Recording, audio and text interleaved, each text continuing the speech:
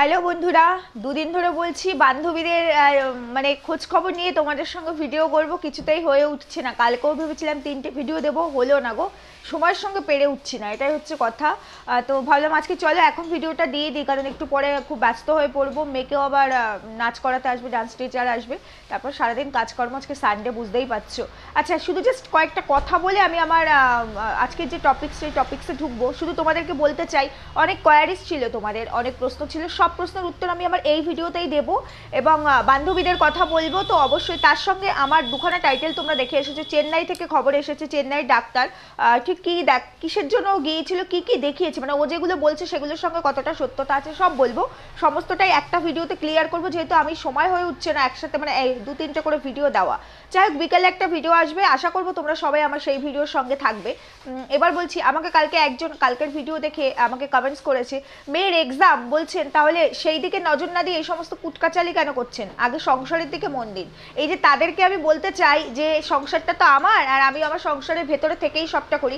আচ্ছা, যারা ধরো ওয়ার্কিং ওম্যান, হ্যাঁ, বাইরে কোনো চাকরি করে, তারা কি সংসার করে না? আমি তো সেখানে ঘরে বসে করছি, তাহলে মনে হলো কেন ওনার যে আমি আমার মেয়ের দিকে খেয়াল না রেখে, আমি আমার সংসারের দিকে খেয়াল না রেখে ভিডিওটা করছি? যদি সেটাই হতো তাহলে এই কথাটা তোমাদেরকে কালকে আমার বলতে হতো না যে আমি ভিডিও দেবো বলেও আমি দিতে পারিনি, কারণ আমার মেয়ের অনলাইন রিভিশন টেস্ট হচ্ছিল, আমার কাছে সেটা ফার্স্ট প্রায়োরিটি, তাই ফোনটা আমি ছেড়ে দিয়েছি। যদি আমার কাছে আমার ব্যবসাটা প্রায়োরিটি হতো, তাহলে সে পরশুদিন কিন্তু আমি জাস্ট একটা ভিডিওই দিয়েছিলাম, আমি কিন্তু ভিডিও করতাম, করে দিতাম, কিন্তু সেটা মনে করিনি। আমার মনে হচ্ছে আগে আমার মেয়ে, আগে আমার সংসার, তারপরে। যদি তাই না হতো তাহলে দিনে 3-4টে করে ভিডিও দিতে পারতাম, কারণ প্রচুর কন্টেন্ট, দিনে 5টা-7টা ভিডিও দিলে অসুবিধা হয় না, সময় পাই না, কি করব বলো। যাই হোক, এগুলো কাদেরকে বোঝাবো? এদের হচ্ছে কি বলবো, যে অনেকে কমেন্টস করতে না, নেই কাজ তো খই ভাজ, তো এদের হচ্ছে তাই, এরা নিজেরা অন্যকে লেকচার দেয়, নিজের সংসারটা ঠিক আছে কিনা সেটা কে জানে, ভগবান জানে। আর তারপরে যেখানে ভালো লাগে না এদের যেই ভিডিও দেখতে, অথচ দেখো সেই ভিডিও দেখতেই হবে এদের, সেই ভিডিও না দেখলে একটা দিন এরা পার করতে পারে না। রোজ আসবে ভিডিও দেখতে, রোজ একটা করে এরকম কমেন্টস করবে। যাই হোক, আপনাদের কমেন্টসও আমাকে খুব মোটিভেট করে, ভালো লাগে যে আপনাদের এইসব কমেন্টস দেখে আমার জেদটা বাড়ে, যে আমি আরও বেশি করে এই ধরনের ভিডিও করবো এবং ওদের এগেনস্টে কথা বলবো, যারা মিথ্যেবাদী নোংরামি ছড়াচ্ছে এখানে। বলবো, করবো, যা করার থাকে আপনারা করে নিন। যাই হোক, এবার চলো মেন টপিক্সে যাবো। তার আগে একটু ইন্ট্রো দিই, একজনে ইন্ট্রো দিই না। বন্ধুরা, আমার পাশে থাকো, ডিম্পি লাইফস্টাইলের পাশে থাকো, সাথে থাকো, লাইক কমেন্ট শেয়ার করো, চ্যানেল সাবস্ক্রাইব করো। এবার চলো, কোনটা দিয়ে আগে শুরু করবো বলো তো? বান্ধবীর পার্টটাতেই আগে আসে, তাই না? তারপরে নয় চেন্নাইয়ের ডাক্তারের পার্টসে আসবো। যাই হোক, বান্ধবীর পার্টে আসার আগে বলি, তোমরা অনেকে আমাকে জিজ্ঞেস করেছিলে একটু খোঁজ নাও তো, দীঘাতে ও কার সাথে পালিয়ে গেছিলো, দীঘার ভুতুরে বাড়ি সম্পর্কে আমাকে জিজ্ঞেস করেছিলে, বলে দিয়েছি। তো দীঘাতে ও কিন্তু ওর হাজবেন্ডের সঙ্গেই ছিল, দীঘাতে ও কারোর সাথে পালিয়ে গেছে বলে আমার কাছে এখনো সেরকম কোনো ইনফরমেশন আসেনি। তবে হ্যাঁ, হাওয়ায় কিছু কমেন্টস আসে, দেখো সত্যতা না থাকলে সেটা ডেফিনেট করে বলতে পারি না, এর সত্যতা আমার জানা নেই। অনেকেই অনেক কিছু তো বলতে পারে বলো, কিন্তু এটা সঠিক কিনা, তার প্রমাণ আছে কিনা না জেনে তো আমি বলে দিতে পারি না, তাহলে তো কেস আমি খাবো, তাই না? তো সেই জন্য আমার কাছে যে ইনফরমেশন আছে 110% অ্যাচিওর হয়ে যে ইনফরমেশন এসছে, সেখানে ওর হাজব্যান্ড অর্ণব মণ্ডলের সঙ্গেই দীঘাতে গিয়েছিলেন, কারণ ওনার ওখানে তখন পোস্টিং ছিল। উনি ওই সাইডটা শুধু দীঘা নয়, দীঘার সঙ্গে আরও একটা জায়গার নাম বলেছিলেন, আমি বলবো না, দরকার নেই, এগুলো আমার ভিডিওর অংশ নয়। পুরো সাইডটা উনি কভার করতেন। বিয়ের পর ওখানে গিয়েছিলেন, কিন্তু ওই অবস্থায় যখন বৃষ্টি রানীর আর কি নিউমোনিয়া হয়, তখন উনি ওখানে তো ট্রিটমেন্ট করিয়েছিলেন, তারপরে যদিও তাতেও পুরো কিওর না হয়, ওর শ্বশুর আর কি অর্ণব মণ্ডলের বাবা বৃষ্টিকে দুর্গাপুরে নিয়ে আসে, ওখানে মিশনে ভর্তি করানো হয়েছিল, ওখান থেকে ওকে প্রপার ট্রিটমেন্ট করিয়ে সুস্থ করা হয়। তখন অর্ণব মণ্ডল নিজের চাকরি ছেড়ে দিয়ে শুধুমাত্র বউয়ের কারণে চলে এসে বউয়ের সেবা করেছিলেন 4-5 মাস, মানে চাকরি ছিল না, সে চাকরি করেনি, কারণ পয়সার তো অভাব নেই প্রথম কথা, দ্বিতীয় কথা চাকরি তার কাছে কোনো ব্যাপার না, মানে যার সেরকম যোগ্যতা থাকে সে তো যখন তখন পেতে পারে, তাই না? যার যে আর কি যোগ্য, তার জন্য তো সব কিছুই যোগ্যই থাকবে, সবাই তো আর আমাদের মতো না যার জন্য কুটকাচালি করতে বসে গেছি না, তাই না? সেটাই বলছিলাম।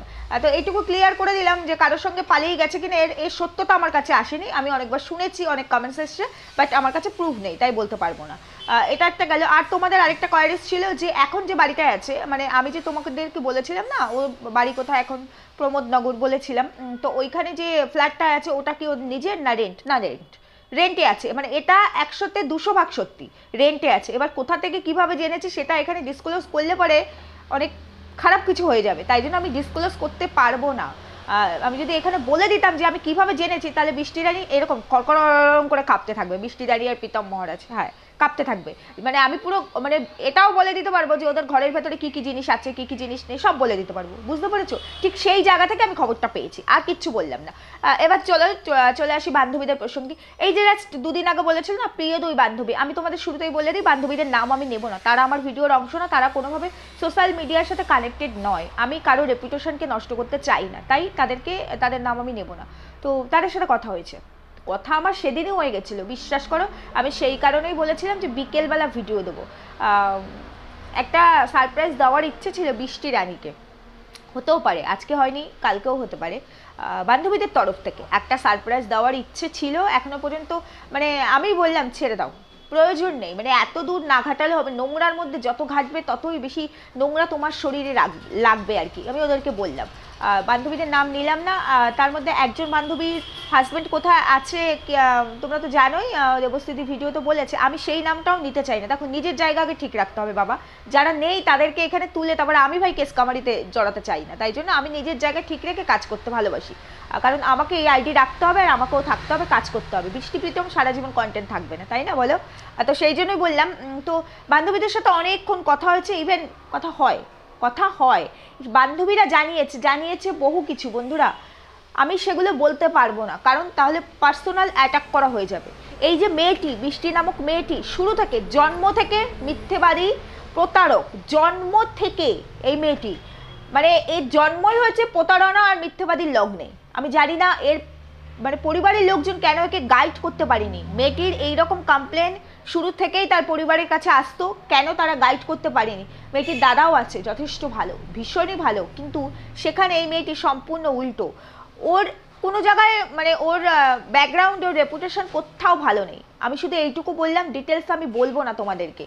এবার শুধু এইটুকু বলি, এই যে যেই দুই বান্ধবীর নাম নিল না, হ্যাঁ এরা মানে প্রিয় বান্ধবী ছিল একটা সময়, জাস্ট কিছুদিনের জন্য। মানে এই মেয়েটি যে স্কুলে পড়তো না বৃষ্টি, সেই স্কুলে কেউ এই মেয়েটির সাথে কথা বলতে চাইতো না, কারণ এই মেয়েটি ভীষণ গ্রাভিটি নিয়ে চলতো, মানে নিজেকে অনেক বড় কিছু মনে করতো আর খুব মিথ্যা কথা বলতো। আর মিথ্যেটা না এরকম খুলে যেত, মুখোশ খুলে যেত, মানে খুলে যেত। তার কারণ হচ্ছে এমনভাবে মিথ্যে বলতো যে এই মিথ্যেটা কোনোদিনও হতে পারে না। এই যেমন ধরো না, রোগ নিয়ে বললো, শ্বশুরবাড়ি নিয়ে বললো, স্বামী নিয়ে বললো। আচ্ছা এগুলো প্রথম হয়তো আমরা বোকার মতো বিশ্বাস করে ফেলেছি, যখন এগুলো ভাবতে বসেছি তখন বলছি এগুলো তো মেলে না, এগুলো হতে পারেই না, মানে না এর থেকেও না। তো এইরকমই মিথ্যে বলতো ও। কিন্তু ওর স্কুল লাইফে যখন স্কুলে পড়তো, স্কুল লাইফেও সবাইকে, কারণ কলেজ লাইফ ও পড়েনি, আমি শুনেছি কলেজে বোধহয় ফার্স্ট ইয়ার ভর্তি হয়েছে, কমপ্লিট করেনি, বিয়ে হয়ে গেছে, ও পড়েনি, তারপর আর পড়েইনি, ফার্স্ট ইয়ার কমপ্লিট করেনি, হ্যাঁ পড়েনি, এটা আমি একদম মোক্ষম জায়গা থেকে শুনেছি, তাই জন্য বললাম। যাই হোক, এবার এই মেয়েটি স্কুল লাইফ থেকে সবাইকে বলতো যে যারা ওর বাবা মা, এখন যাদের দেখাচ্ছে তারা ওর বাবা মা নয়, ওর কাকু কাকিমা, ওর বাবা মাকে সম্পত্তি ওদের প্রচুর, মানে বৃষ্টি রানীদের নাকি প্রচুর সম্পত্তি, সেই সম্পত্তি লোভে ওর কাকু কাকিমা গ্যাস সিলিন্ডার বাস্ট করিয়ে মেরে দিয়েছে। এটা টোটাল ফ্রেন্ড সার্কেল বলেছে, একজন নয় একাধিক। আমি ওদের কম করে 35 জন ফ্রেন্ডের সঙ্গে আমার পরিচয় আছে, মানে কথা বলেছি এই মুহূর্তে, তারা এগিয়ে এসছে, তারা মানে অনলাইন এগিয়ে না আসলেও মানে অফ ক্যামেরা তাদের সাথে আমার কিন্তু যোগাযোগ আছে, কথা হয়, এবং আমি অনেক কিছু জানি, কিন্তু আমি তাদেরকে আনতে চাই না, তাই নাম প্রকাশে আমি অনিচ্ছুক, বলবো না। এমনকি এই যে বললাম না, আর থাক বলতে চাই না, আমি বলতে গেলে অনেক বলে ফেলি। যাই হোক, তো সেখানে দাঁড়িয়ে এই মেয়েটি সবাইকে এই ধরনের মিথ্যা কথা বলতো যে তার বাবা মাকে, মানে কি লেভেলের মানুষ বুঝতে পারো, জীবিত বাবা মাকে মেরে ফেলেছে বলতে পারে, সেই ছোটবেলা থেকে। তাহলে এর মেমোরি জানো তো কেমন। আর এই যে আমাদের বৃষ্টি রানী মেমোরি লস, এই যে শিলিগুড়িতে বলেছিল না স্বামী মেরেছিল বলে মেমোরি লস হয়ে গেছে, এখন রাত্রিবেলা ও এরকম করতো না, এই বৃষ্টি রানীর মেমোরি লস কিন্তু সেই স্কুল লাইফ থেকে। কি বৃষ্টি রানী ঠিক বলছি না? এই কারণে বৃষ্টি রানী বলেছে চুপ করে থাকবো, যে যত যা কিছুই বলুক প্রতিপক্ষকে উত্তর দেবো না। কি করে উত্তর দেবে, কি করে উত্তরটা দেবে? উত্তর দেওয়ার মতো তো কিছু থাকতে হবে। ও জানে আমি মুখটা ফসকাতে গেলেই আমাকে দুর্গাপুর সহ সব ঝাড় শুদ্ধ তুলে ফেলে দেবে, ও এটা জানে।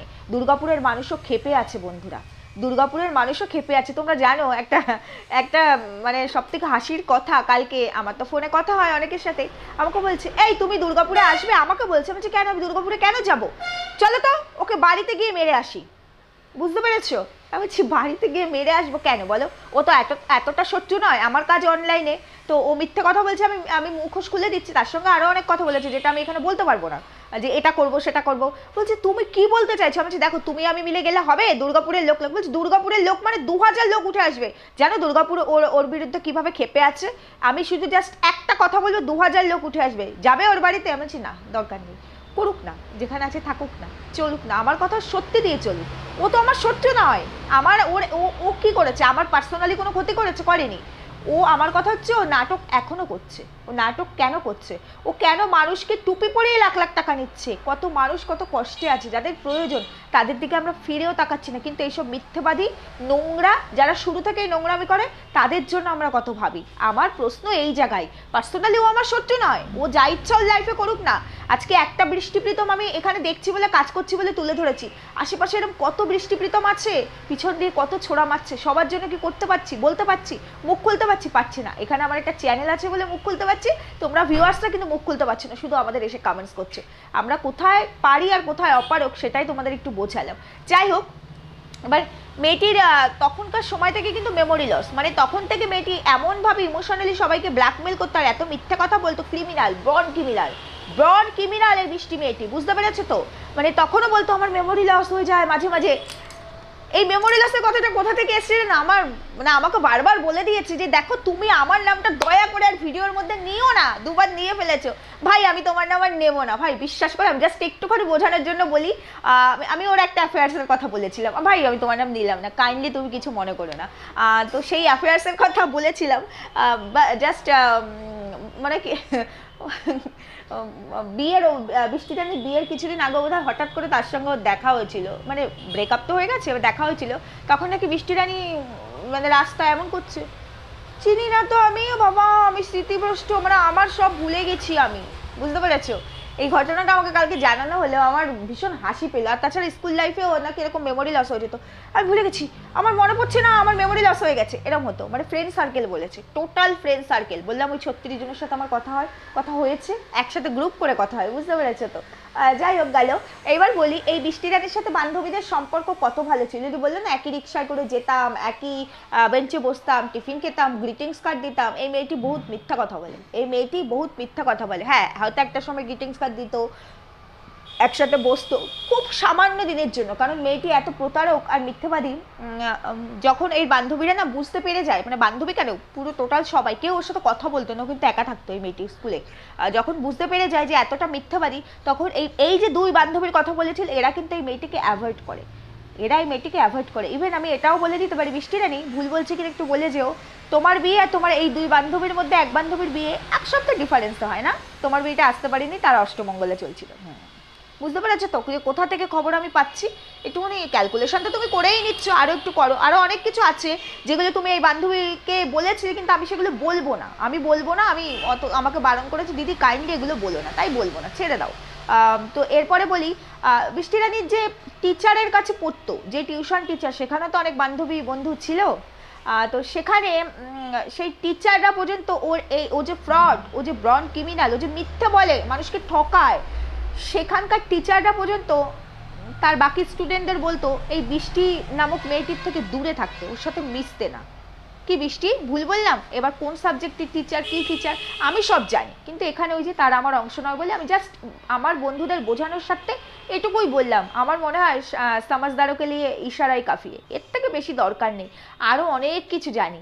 ওই যে মনে পড়ে সেই দিনের কথাটা, ওই যে তোমার মা, তুমি বলেছিলে পড়তে যাওনি, হঠাৎ বান্ধবী এসে বলে কি রে তুই সকালে পড়তে যাসনি কেন, তখন তোমার মা তোমায় মেরেছিল না? হ্যাঁ কি? হ্যাঁ জানি, শুধু এরকম একটা দুটো ইনসিডেন্টস নয়, বহু ইনসিডেন্টস জানি। আর তোমার এই যে মানে প্রেম রিলেটেড প্রচুর ইনসিডেন্টস সামনে এসছে, কিন্তু বলবো না, যেহেতু ওগুলো তোমার ভিডিওর অংশ ছিল না, আর তাই আমি বলবো না। ভিডিও টু ভিডিও করি যে অনেক কিছু জানি, তুমি কি করে মুখ খুলবে বলো? তোমার মুখ খোলার কোনো জায়গায় নেই। যাই হোক বন্ধুরা, শুধু তোমাদের বোঝানোর স্বার্থে এইটুকু বললাম, এর বেশি আমার আর বলার প্রয়োজন নেই। জানি আমি অনেক কিছু, মানে বলতে গেলে আমি আরও 3টে ভিডিও নামাতে পারবো এই নিয়ে, কিন্তু বলবো না। এবার চলো চেন্নাইতে যাই। চেন্নাইতে কি ডাক্তার দেখালো, চেন্নাই থেকে কি খবর আসলো, কি ডাক্তার দেখিয়েছে। ও যখন চেন্নাই থেকে আসে, ও আর ওর হাজব্যান্ড নামক মানে দেওর নামক যে হাজব্যান্ডটি বলেছিল, ওরা নিজের মুখেই বলেছিল 5টা ডাক্তার দেখিয়েছি, আমাকে রেফার করা হয়েছিল 5টা ডক্টরের কাছে, তারপরে মেডিকেল বোর্ড বসানো হয়েছিল, তারপরে মেডিসিন দেওয়া হয়েছে, তারপরে ছাড়া হয়েছে। আমরা যারা স্টেটের বাইরে ডাক্তার দেখাতে যাই আমরা জানি যে ওখানে ততক্ষণ পর্যন্ত মেডিসিন আমাদেরকে দেওয়া হয় না কোনো পেশেন্টের ক্ষেত্রে, যতক্ষণ পর্যন্ত ট্রিটমেন্টটা কিওর না হয়, ওরা ধরতে না পারে। সব কমপ্লিট হয়ে যাওয়ার পরে তারপরে যার ক্ষেত্রে মেডিকেল বোর্ডের প্রয়োজন হয় তাকে দেয়। মেডিকেল বোর্ড কিন্তু সবার ক্ষেত্রে হয় না। এবার ধরো তোমাকে 10টা ডাক্তারের কাছে রেফার করা হয়েছে, 10টা ডাক্তারের মেডিসিন তুমি নিতে পারবে না, সেই ক্ষেত্রে মেডিকেল বোর্ডের প্রয়োজন হয় যে কোন কোন ওষুধে ওর এই 10 রকম সমস্যা সেরে যাবে, তাহলে হয়তো সেরকম পার্টিকুলার 5 রকমের 4 রকমের মেডিসিন দেওয়া যাবে। কারণ ওখানকার ডাক্তাররা চেষ্টা করে খুব কম মেডিসিন দিতে, কিছুতেই আমাদের এই লোকাল মানে এখানকার স্টেটের ডাক্তারদের মতো যে রোগের নাম শুনে মেডিসিন দিয়ে দিলাম তারপরে টেস্ট, ওখানে কিন্তু এইসব হয়ই না, কখনো না। তোমার যদি 1 মাস সময় লাগে তোমার রোগটা আইডেন্টিফাই হতে, 1 মাস ধরে তোমাকে মেডিসিন দেবে না, কারণ আমি নিজে দেখিয়ে এসেছি, আমি জানি। তাই মেডিকেল বোর্ড এরকম 4টে-5টা ডাক্তারের ক্ষেত্রে বসে না বন্ধুরা। আমাকে যেমন 13টা ডাক্তারের কাছে রেফার করেছিল, যার কারণে বোর্ড বসাতে হয়েছিল, কারণ 13টা ডাক্তারের মেডিসিন কোনো মানুষ খেতে পারে না, সেই জন্য 6-7 রকমের মেডিসিন ওখানে প্রোভাইড করা হয়েছিল, যে সবার সাথে ডিসকাস করে কি কি মেডিসিনে সব রকম মানে রোগ কিওর হবে। তো ও কাকে বোঝালো আমি জানি না, যাই হোক বুঝিয়েছে, একটু ওয়েট করছিলাম যে ও আরও কি দেয়। এই যে বললাম, এই যে চেপে ধরেছি, এখন আরও অনেক কিছু বেরিয়ে আসবে, শুধু ডকুমেন্টস আসবে না, ডকুমেন্টস তো আসবেই না, কোনো দিনও আসবে না বন্ধুরা, তাতে ও ওআইটিতে থাকুক বা না থাকুক, আর ওআইটিতে ও থাকবেই, কারণ ওরা তো নির্লজ্জ, ওদের লজ্জা নেই। ডকুমেন্টস কিন্তু আসবে না, শুধু মুখে মুখে প্রমাণ হবে, মুখে মুখে প্রমাণ দেবে। তো প্রমাণ দিতে গেলেও সেইভাবে একটু বুদ্ধি নিয়ে চলতে হয়। নির্বুদ্ধিতার পরিচয় দিচ্ছে কেন তোমরা একটু কাইন্ডলি জিজ্ঞেস করে তো। বললে 5টা ডাক্তার, তাই তো বলে গেছে শুরু থেকে, চেন্নাই থেকে আসা, চেন্নাই থেকে থাকাকালীন 5টা ডাক্তার, এই কালকে 4টে ডাক্তারের নাম বললো, এর আগে 2টো ডাক্তারের নাম বলেছিল, 6টা ডাক্তার হয়ে গেল বৃষ্টি রানী। এর পরের দিন হয়তো আরো 2টো ডাক্তারের নাম বেরোবে, আর ডাক্তারদের নামও ভুলে যাচ্ছে, নাম ঠিক করে বলতে পারছে না, সারনেম তো বলছেই না, মানে ওই যে পিঠ বাঁচানোর জায়গা রেখে যায়, যেমন টিউমার না ক্যান্সার, মুখে বলবো না এর কোনো অ্যান্সার, তাই না বন্ধুরা? স্বামীর দ্বারা অত্যাচারিত লোহার রডের বাড়ি সিগারেটের ছাকা, স্বামীর নাম বলবো না, স্বামীর ছবি রিভিল করবো না, তাই না? প্রীতম আমার নতুন জীবন দিয়েছে, বলবো না প্রীতম আমার দেওর। বলেছি না, এই টেকনিকগুলো তোমরা বুঝবে না, সবার মেমোরিতে চলবে না, মানে বর্ন ক্রিমিনাল না হলে এইসব সবাই পারে না। তো সেই রকমই, তা চেন্নাই থেকে খবর এসছে মহারানী, চেন্নাইয়ের ডাক্তারদের সঙ্গে যোগাযোগ করা হয়েছে, তোমার নাম ধাম দিয়ে ডিটেলস বার করে ফেলেছি। এবার কি করবে মহারানী? এবার তুমি কি করবে? কত মিথ্যে বলবে, কত মিথ্যে বলবে? এই তো চেন্নাইতে গিয়ে বলে তোমার ব্রেনে মারাত্মক সমস্যা, ক্লটিং আছে, টিউমার না ক্যান্সার, না নিজের মুখে বলোনি, এর কোনো অ্যান্সার তোমরা নিজের মুখে দাওনি, কিন্তু বড় বড় করে হাইলাইট করেছে টিউমার না ক্যান্সার। আচ্ছা, এই যে কালকে তোমার লাস্ট ভিডিওতে যা বলে গেলে সবই তো তোমার আমি দেখলাম ইন্টারনাল পোর্শনের সমস্যা, মানে ওই এন্ডোমেট্রিয়াল ইনফেকশন, এন্ডোমেট্রিয়াল, বুঝতে পেরেছো? মানে আবার কি বললো যে শিলিগুড়িতে ডক্টররা মানে সাসপেক্ট করেছিল এটা ক্যান্সার হতে পারে। বন্ধুরা, সবাই আমরা মোটামুটি অসুস্থ হই এখনকার দিনে, আমরা সবাই, আমার মনে হয় না যে মানে এমন কোনো মানুষ আছে যার মধ্যে কোয়ালিফিকেশান নেই, যার মধ্যে শিক্ষা নেই। এখনকার বাজার ভীষণ কম্পিটিটিভ, মানে ভীষণ হাই কোয়ালিটির বাজার, সবাই শিক্ষিত, সবাই নর্মাল বেসিক নলেজের থেকেও বেশি, আর এখনকার বাচ্চারা তো দুর্ধর্ষ, সেটার কথা বলছি না। কাকে বোঝায়? এই মেয়েটি মানে হতে পারে ও শুরু থেকে মিথ্যেবাদীর একটা মুখোশ পড়ে আছে, সবার সঙ্গে মিথ্যে বলতে বলতে বলতে বলতে ওর রেজাল্ট কি আমি জানি না। এই মেয়েটির মধ্যে বেসিক শিক্ষা নেই বলে কি কারোর মধ্যে নেই? তোমরা আমাকে একটু নর্মাল এই কথাটুকু বলো। এই মেয়েটি বলছে শিলিগুড়িতে ডাক্তার সাসপেক্ট করেছিল। কোনো সাসপেক্টেড রোগী, যদি কোনো সাসপেক্টেড এরকম কোনো পেশেন্ট থাকেও ডক্টরের কাছে, তবু ডক্টররা বলবে না যতক্ষণ পর্যন্ত নিজেরা শিওর না হবে যে এই পেশেন্টের এই রোগ হয়েছে। ডাক্তার সাসপেক্ট করেছিল, কি সাসপেক্ট করেছিল? ডাক্তার কি সাসপেক্ট করেছিল? আমরা প্রচুর ডাক্তার দেখাই, আজকে যেই পেশেন্টের ক্যান্সার হয়ে যায় না, সেই পেশেন্টকেও ক্যান্সার হয়েছে কিনা এটা অ্যাসিওর না হওয়া পর্যন্ত ডাক্তার সেই পেশেন্ট পার্টিকে বলবেই না কোনোভাবে তার ক্যান্সার হতে পারে বা হয়েছে, কারণ ডাক্তার এরকম ভয় দেখাবেই না আগে থেকে ডাক্তার ভয় দেখাবে না। ডাক্তার, আর এখনকার ডাক্তার একটা সামান্য জ্বর নিয়ে যাবে 1 সপ্তাহের জন্য, মানে যেগুলো তোমার সিজনাল যেই সমস্ত ফিভারগুলো হয় জ্বর সর্দি কাশি, 1 সপ্তাহের মেডিসিন দেবে, তার সঙ্গে একটা টেস্ট কিন্তু লিখে দেয়। 1 সপ্তাহে না কমলে এই টেস্টটা করে আসবেন, কারণ রিপোর্ট না দেখে আমরা অ্যাসিওর না হয়তো কিছু বলতে পারবো না। এখনকার ডাক্তাররা না টেস্ট ছাড়া কিচ্ছু করে না, আমাদের এখানকার লোকাল ডাক্তারদের কথা বলছি, কিচ্ছু করবে না। তারা তার সঙ্গে একটা টেস্ট দেবে, কারণ একটা জ্বর সাধারণ, আবার একটা জ্বর কিন্তু অসাধারণও হতে পারে। ঠিক সেরকমই শিলিগুড়িতে সাসপেক্ট করেছিল কি ক্যান্সার, কি সাসপেক্ট করেছিল ক্যান্সার, কিন্তু এদের জীবন থেকে যাবে না, হাইলাইটে ক্যান্সার থাকবে। এই ক্যান্সারের কোনো কথাই ভেতরে ছিল না, ছিল। আমার মাসি, আমার মেশো, সবার বাড়িতে এরকম আছে। আমার বাড়িতে 4 জন পেশেন্ট ক্যান্সারে মারা গেছে, লাং ক্যান্সারে। আমার বাড়িতে আমার চোখের সামনে 2 জন মারা গেছে। তাই জন্য কি আমি বলবো ক্যান্সার হতে পারতো? এরকম একটা কিছু দেবো আমি? এরকম একটা কিছু দেবো? মানে এরা এর থেকে মজা পেয়ে গেছে। এই যে এরা দেখে নিয়েছে না, লোভ, লোভ, অত্যাধিক লোভ, যে ক্যান্সার বললেই আমার প্রচুর টাকা। ওই যে মনে আছে পোলাও কাকুকে নিয়ে একটা ভিডিও করেছিল আমাদের এই মহারাজ, সেখানে কোনোদিনও হাত পাতিনি, আজকে হাত পাতলাম ক্যান্সারের চিকিৎসার জন্য। ওই ক্যান্সারটা উল্লেখ করে দিয়েছিল বলে ওই ভিডিওটা দেখবে লাখের ওপরে ভিউজ পেয়েছে। ভিডিওটা শুরু থেকে শেষ পর্যন্ত কিচ্ছু নেই, জাস্ট কয়েক সেকেন্ড জায়গায় পোলাও কাকুর জন্য চাইছি সবাই গিয়ে ডোনেট করো। কিরম খেলা খেলে বুঝতে পেরেছো তো, কিরম ক্লিক বেট খেলে। শুধু ক্লিক বেট না, মানে এরা মানুষকে বোকা বানাতে বানাতে আর নিজেদেরকে সবার শীর্ষে চালাক মনে করেছে। তাই জন্য এরা ভাবে আমরা সবাই ঘাসে মুখ দিয়ে চলি, আর ওরা শুধু মাথা উঁচু করে বাঁচে। বুঝতে পেরেছো, এদের লোভ কোনোদিনও যাবে না, কোনোদিনও যাবে না। আর এখন এরা ভাবছে ডকুমেন্টস তো শো করবোই না, কারণ ডকুমেন্টসে কিছু নেই, তাই মুখে মুখে উত্তর দিই। আর উত্তর দিতে গিয়ে নিজেরা জালে নিজেই মানে জড়িয়ে পড়ে। আমার ভিডিও মানে আমার ফোনের স্টোরেজ ফুল হয়ে যাচ্ছে। আরে বাবা, আমি যখন একটা ভিডিও করতে বসবো আমি জানি না আমার কতটুকু স্টোরেজ আছে। আমার প্রত্যেক দিনের ভিডিও 20 মিনিটের ওপরে হয়, তাহলে সেই বুঝে স্টোরেজটাকে ফাঁকা করে আমি বসবো না? কাকে বোঝায়? একটা ভিডিও করতে গিয়ে 10 বার কাট হচ্ছে, মানে ওখানে ভুল হচ্ছে, কাট করে নিয়ে আমি আবার হ্যাঁ ঠাকুরপো কি জানি বলবো এখানে, বলে দাও স্ক্রিপ্ট। এগুলো কাকে বোঝাচ্ছে? কাকে বোঝাচ্ছে এগুলো? একটা ডাক্তারের নাম মনে নেই? আচ্ছা, নাম কেন মনে থাকবে না? আমি যখন আজকে ঠিক করে নিয়েছি আমি এই নিয়ে কথা বলবো, জাস্ট সেই দিন তো ডাক্তার দেখিয়ে এসেছি। আমি সেই কাগজপত্রগুলো নিয়ে বসলেই তো আমাদের দেখাতে হবে না, ওখানেই তো ডক্টরের নামটা আছে। আমি সেই কবে 2022 থেকে ডাক্তার দেখিয়েছি, 1 বছরের উপরে আমি আর চেক আপে যাইনি। আমি এখনো কয়েকটা ডাক্তারের নাম বলে দিতে পারবো, বহুবার বলেছি তোমাদেরকে। ভুলে যাই আমি? ভুলে যাবো? এটা হয় নাকি? ও এগুলো ভুলে যেতে পারি, দেওয়ারের সাথে আমার প্রেমটা ভুলতে পারি না। এগুলো বলতে গেলে আমি খারাপ হয়ে যাই, তাই না? খারাপ হয়ে যাই। ও এই ক্যান্সারকে রিলেট করে কি বলতে চাইছে? শিলিগুড়ির ডাক্তার সাসপেক্ট করেছিল বলে চেন্নাইতে গেছি, কালকে চেন্নাইয়ের কথা সুনাম করলো না এই মেয়েটি, আর এই মেয়েটি সেই দেওর নামক শয়তান হাজবেন্ডটি কি বলে গেছিল? কি বলে গেছিল চেন্নাই থেকে আসার পরে? যে না চেন্নাই ডাক্তার ভালো না, ভালো আইডেন্টিফাই করতে পারিনি। আজকে বলছে ওখানেই তো আমি সুস্থ হয়েছি, আবার অন্যকে জ্ঞান দিচ্ছে। আমি বলবো তোমরা এমসে যাও। মানে কত মিথ্যাবাদী, বুঝেছো তো? ওই যে কদিন আগে বলেছিল আমরা জানুয়ারিতে বাইরে যাব, জানুয়ারি পড়ে গেছে, বাইরে বাইরে আর যাবে না বন্ধুরা, যাবে না বলেই এখন চেন্নাই ভালো বলছে। কারণ বলতে তো হবে, বলে ফেলেছে এখানে। এবার চেন্নাই ভালো, আবার কি বললো, আবার আমরা চেন্নাইতে আবার যেতে হবে। কবে যেতে হবে বলেনি, কিন্তু কদিন আগেই বলেছিল আমরা জানুয়ারিতে যাব, চেন্নাইতে তো যাবোই না, অন্য কোথাও যাব, কিন্তু এখন বলবো না, পরিবারের লোকজন বারণ করেছে, সব আগে থেকে বলতে নেই। মানে প্ল্যানের মধ্যে সবাই থাকলে অনেক কিছু হয়, তাই না? অনেক রকম আলোচনা হচ্ছে, প্ল্যানের মধ্যে তো অনেক লোক আছে ইনক্লুডিং, তাই না?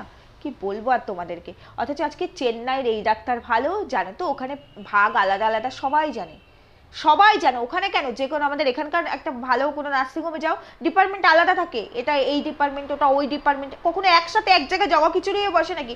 আবার এই এই এই মানে মিথ্যেবাদী ফ্রড বৌদিটি কি বললো তখন, যে 5টা ডাক্তার তো একসঙ্গে বসা ছিল, জিজ্ঞেস করছিল কোথায় আছে ভাই, কে তার সময় নষ্ট করে একটা পেশেন্টের জন্য 5 রকমের, মানে 5টা ডাক্তারের ডিপার্টমেন্ট নিশ্চয়ই আলাদা, 5টা জিনিস নিয়ে তারা স্টাডি করেছে, মানে তারা সেই বিভাগে এমবিবিএস করেছে, তো তারা নাকি ওর জন্য 5 জন একসঙ্গে বসে, মানে কি সাইকেট্রিক নাকি? সাইকেট্রিক, কোনো সাইকেট্রিকের কাছে গেলেও আমার মনে হয় না এতগুলো লোক থাকে। থাকে কি বন্ধুরা? একটুখানি কাইন্ডলি বলো তো, মানে একে রিহাবে দাও, রিহাবে দাও। রিহাবে অনেক অনেক লোক একসঙ্গে বোধহয় বসা থাকে, সেখানে বোধহয় কোনো পেশেন্টকে এইভাবে চার্জ করা হয়। আমি বুঝতে পারছি না, মানে মানে রিয়েলি বলছি, মানে হয় এ পাগল, না হলে আমাদের পাগল করতে এসেছে। সত্যি বলছি, 5টা ডাক্তার একসঙ্গে বসে ওকে জিজ্ঞেস করেছে, আবার কালকে 6টা ডাক্তারের নাম বেরোলো, এরপর আরো 2-4টে ডাক্তার অ্যাড হবে। মানে নিজেদেরকে বাঁচানোর জন্য কোন দিকে যাচ্ছে, কোন দিকে যাচ্ছে, কি করতে চাইছে? এতে নিজেদেরকে বাঁচাতে পারবে না। ততক্ষণ ভিডিও করেই যাব, ততক্ষণ চেপেই যাব, যতক্ষণ এই রোগটাকে সামনে না আনবে। নিজের মুখে বলতেই হবে, জানি মিথ্যে বলবে, তবুও সেই মিথ্যে নিজের মুখে এখানে বলতেই হবে। কালকেও বললো না, লাস্ট ভিডিও তো বললো না অ্যাকচুয়ালি কি হয়েছে। এটা ক্যান্সার হতে পারতো। মনের জোর, ডাক্তার বলেছে তোমার মনে, মেডিসিন তো মানে মেডিসিনের থেকেও মনের জোর বেশি কাজ করে। আরে বাবা, মনের জোর ছাড়া কোনো মানুষ বাঁচতেই পারে না, রোগের ক্ষেত্রে তো অনেক দূরের কথা। আমার মনের জোর না থাকলে আমি আজকের দিনটাই পার করতে পারবো না। আমার রোগ তো অনেক পরের কথা। আর যে সমস্ত মানুষের রোগ হয় প্রত্যেকের মনের জোর রাখতেই হয়, আর মনের জোর থাকে বলে সে ফাইট করতে পারে। ও কি বোঝাতে চাইলো যে শুধুমাত্র একটা ক্যান্সার পেশেন্ট মনের জোরে 1 মাসে সুস্থ হয়ে গেল?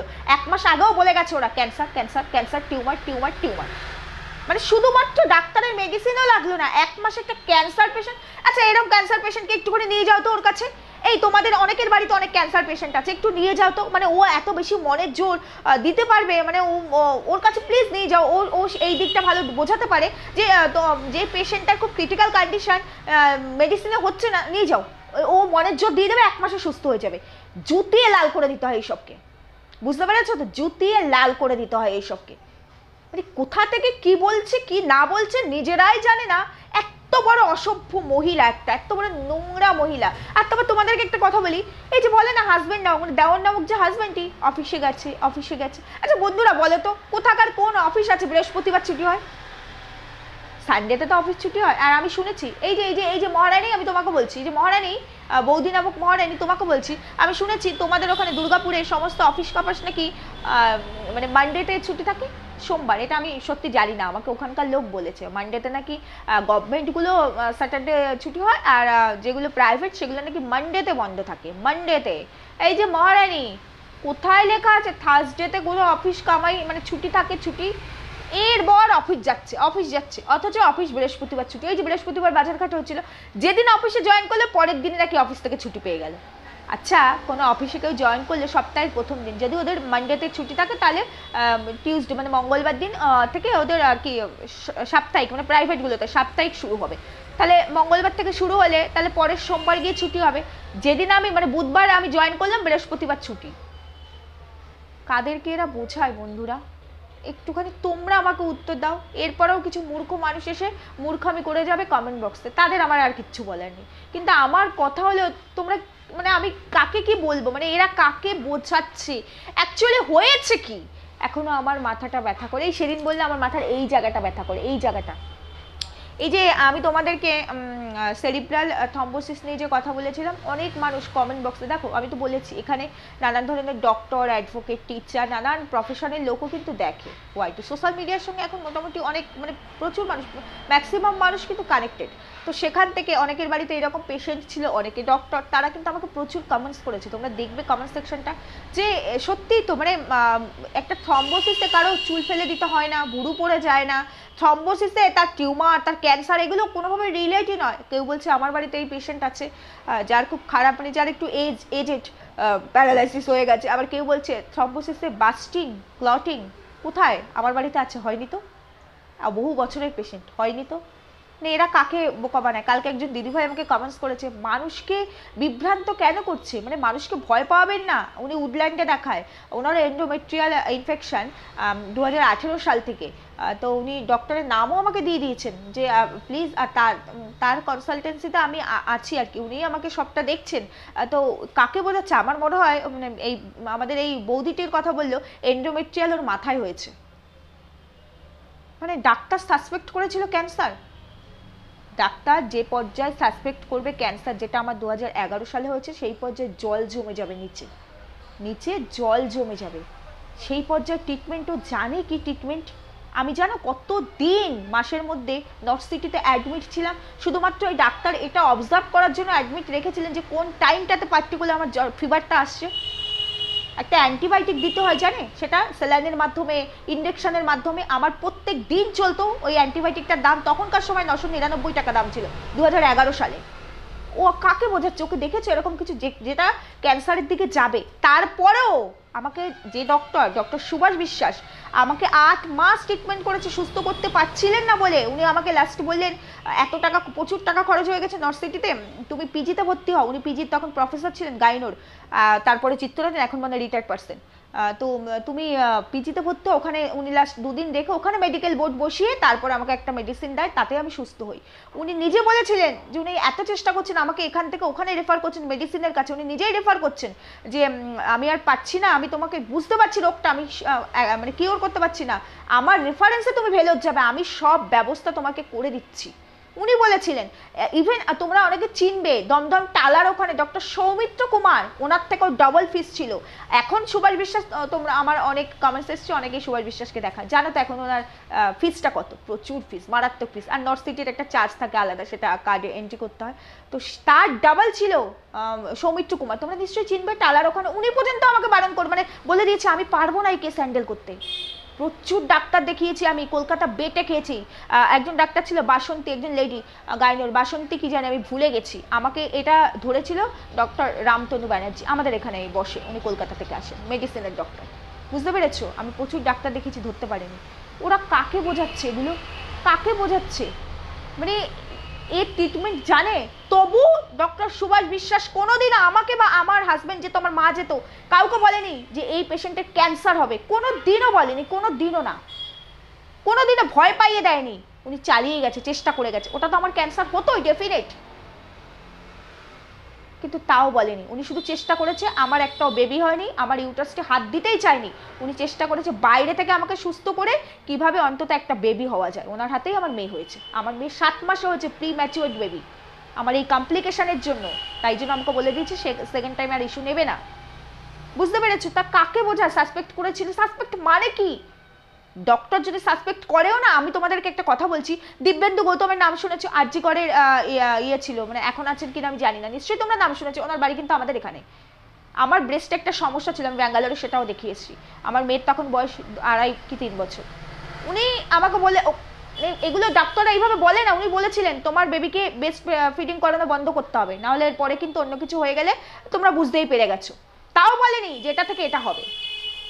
আরে আমি অনেক কিছু ফাইট করে এসেছি বৌদি, আমি যেসব রোগ ফাইট করে ফেস করে এসেছি না, এখনো চলছে।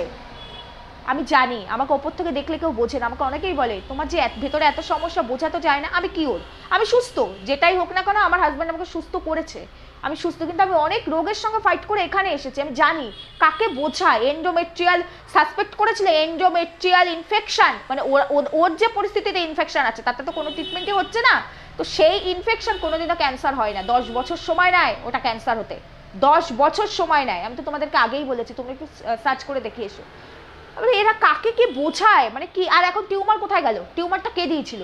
ক্লটিং কোথায় গেল? ও নাকি 10 বছর ধরে ক্লটিং ছিল, ক্লটিং বাস্ট হয়ে বেরিয়ে গেছে, চোখ অন্ধ হয়নি। বলছে আমার তখন ওই সময় সত্যি খারাপ ছিল, আমার রাইট সাইডটা তো আমি চলতে পারতাম না, এক সপ্তাহ সুস্থ হয়ে যায়। তোমরা কোনোদিনও দেখেছো একটা গুরুতর পেশেন্ট যার ক্রিটিক্যাল কন্ডিশন, মনের জোরে সেই পেশেন্ট 1 সপ্তাহে, মানে অন্ধ পেশেন্ট দেখতে পাচ্ছে, প্যারালাইসিস পেশেন্ট সুস্থ হয়ে যাচ্ছে, কোনো ফিজিওথেরাপি হতে আমরা দেখেছি? বন্ধুরা তোমরা বলে আমার সামান্য স্পাইনাল কর্ডে চোট লেগেছে, একটা হাড় সামনের দিকে বেরিয়ে এসছে, আমার তাতে 21 দিন ফিজিওথেরাপি করাতে হয়েছে, বাড়িতে আমার হসপিটাল হয়ে গেছিল, 3 দিন ধরে বাড়িতে স্লাইন ইনজেকশন, ডাক্তার বাড়িতে এসে এসে চেক আপ করতো, পেইনে যন্ত্রণায় 3টে ডাক্তার দেখাতে হয়েছিল। ওই মানে হাইপার ডোজে পেইন কিলার দেওয়াতে আমার পেটে প্রচণ্ড অসহ্য পেইন হতো, তার জন্য আমি মেডিসিনের ডাক্তারও দেখিয়েছিলাম। কাকে বোঝায়? তার জন্য আমি এখনো আমাকে মানে ওই ফ্রি হ্যান্ড যে যোগাগুলো সেগুলো আমি করি প্রত্যেক দিন, আমি সেই সেন্টারে ভর্তি হয়েছি, এই 4 মাস ধরে করছি। কাকে বোঝাচ্ছে বন্ধুরা যে এই সমস্ত রোগ মানে সাডেন ঠিক হয়ে যায়? আমি কোমর নিয়ে বসতে পারতাম না, শুতে পারতাম না, আর এই যে কিনা এত ক্রিটিক্যাল, তার 1 সপ্তাহ মনের জোরে, আমার তো প্রচুর মনের জোর, নাহলে আমি মরেই যেতাম। আমি যেসব জায়গা থেকে উঠে এসেছি, কই পারিনি তো আমি 1 মাসে 1 সপ্তাহে সুস্থ হতে। তারপরে এর আগের দিন একটা কথা বলেছিল, ওই যে বাপের বাড়িতে লুচি খাওয়া নিয়ে যেহেতু বলেছিলাম যে মেয়েটাকে লুচিটা খেতে, মানে সরি ছেলেটাকে করলে দিল না, তখন এর হাজবেন্ড নামক মানুষটি বলেছিল যে ডাক্তার বলেছে ওর মুখের খাবার দিতে না, খেতে না বলেছিল। তো সেখানে তোমরা নিশ্চয়ই কালকে দেখেছো, কালকের লাস্ট ভিডিওতে বাপের বাড়ি থেকে কি পাঠিয়েছে, পিঠা পাঠিয়েছে, সেটা গুড় জাল দিয়ে খেলো, পিঠা না মানে কি বললো একটা ডাল দিয়ে চাল দিয়ে কি যাই হোক বড়া না কি টাইপের একটা, সেটা কিন্তু নিজে খাচ্ছিল, সেখান থেকে ছেলেটার মুখে দিল। মিথ্যাবাদীদের মুখোশ এইভাবে খুলে দিচ্ছি। শুধু দেখো, আবার এদিকে ডাক্তার বলেছে পড়াতে না, সারাদিন ক্যামেরা অন করে বক বক বক বক করেই যাচ্ছে, মানে গাছ লাগিয়েছে, জল দিচ্ছে, সার দিচ্ছে, গোড়া খুঁজছে। ওদিকে দেখো কদিন আগে তোমাদের একটা কথা বলি, একটা পার্সেল এসেছিল, সিঁড়ি থেকে নাকি নামতেই পারছিল না, পার্সেলটার জন্য নিতে, মানে যে আর কি ডেলিভারি বয় সে ওপরে গিয়ে বলছে দাদা খুব ভালো, ওপরে গিয়ে আমাকে দিয়ে গেছে পার্সেলটা। অথচ দেখো এই যে কদিন আগে একটা কালী মন্দিরে গেল না, দেবাদেবী দুজনে মিলে বাজার করতে গেল, ওখান থেকে সেখানে কতগুলো ঘাট একা একা নেমে আসলো। ঠিক তেমনি হাঁটতে পারছিল না পুজোর সময়, বাবার হাত ধরে মার হাত ধরে, মানে রাইট সাইড প্যারালাইসিস তো, ধরে ধরে দেখাচ্ছে নিয়ে যাচ্ছে, অথচ ফুচকাটা বড় হা করে দাঁড়িয়ে দাঁড়িয়ে একা একা খেতে পারছিল। তাই না বলো? এই যেই মানুষটি তখন চেন্নাই থেকে অলরেডি চলে এসছে, যেই মানুষটি এত অসুস্থ খুব অসুস্থ, টিউমার না ক্যান্সার। আচ্ছা শিলিগুড়ি তো অরুণোদয় ক্লাবে মাঠে অনেকক্ষণ বসেছিলে তাই না মহারানী? অনেকে দেখেছে, অনেকে বলেছে, আবার মিথ্যে গল্প বলেছো যে আমার তো এইরকম, আমি তো চলতে পারছি না, প্যারালাইসিস পেশেন্ট। আমাকে দেখে আবার অনেকে হাসছিল তোমায় দেখে হাসছিল না? তুমি সপরিবারে বাবা মা স্বামী ছেলে সবাইকে নিয়ে অসুস্থ পেশেন্ট অতক্ষণ কী করে বসে থাকে একটা মাঠের মধ্যে, শিশির পড়ছে, পুজোর সময় ওই মাঠটায় পুজো হয়েছিল, অরুণোদয় মাঠের মধ্যে বসে বসে হাহা হিহি দেখা সাক্ষাৎ ভিডিও করা ক্যামেরা করা সবই তো চলছিল। ফুটেজও আছে জানো তো, অনেকের কাছে এই ফুটেজটাও আছে। বৃষ্টি রানী ফেসেছো, চারিদিক থেকে ফেসেছো, তাই না? তাই এখন অনেক ক্লারিফিকেশন বেরোবে বন্ধুরা, সবাই প্লিজ সাবধান এদের থেকে, ব্রন ক্রিমিনাল। টুপি পরানোর জন্য নতুন ছন্দে এরা রেডি হচ্ছে, একটু সাবধান সবাই, দয়া করে একটু সাবধান হয়ে যেও। আর কিচ্ছু বলার নেই, শুধু কষ্ট হয় বাচ্চাটার জন্য, সত্যি আর কিচ্ছু বলার নেই। দেখা যাক আজকের ভিডিওতে নতুন নাটক হিসাবে কি উঠে আসে, তারপরে আবার আসবো। টাটা।